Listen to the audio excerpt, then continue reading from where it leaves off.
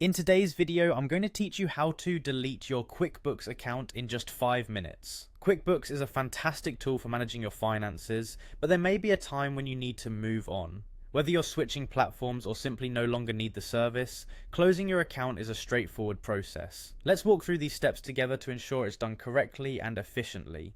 First, you'll want to open your web browser and navigate to QuickBooks Online. It's easiest to do this from your computer, as it provides a broader view and is more comfortable when going through several settings. Once you're on the QuickBooks website, look to the top right corner of your screen. You'll see the sign in button, which you'll need to click to proceed. This will take you to the login screen. Here, you'll be prompted to enter your email and password. Now, this is the email and password associated with your QuickBooks account. Take a moment to ensure that you have your login credentials handy.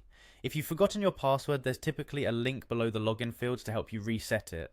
Once your credentials are entered correctly, click on the sign in button to move forward.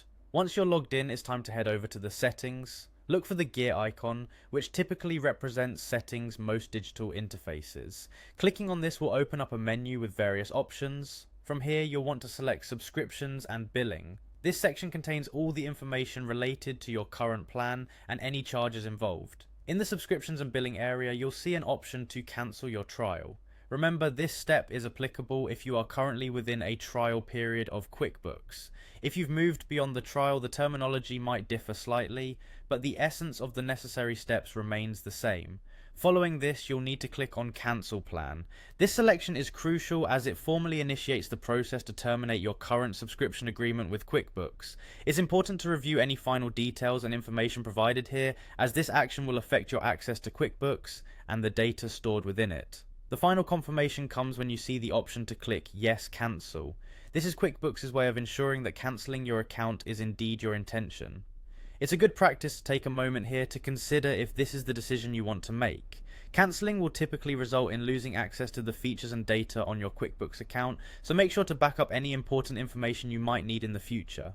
Once you've confirmed your decision by clicking Yes, Cancel, QuickBooks will process the cancellation of your subscription. You should receive a confirmation message indicating the successful cancellation, along with any details regarding what will happen to your account and data.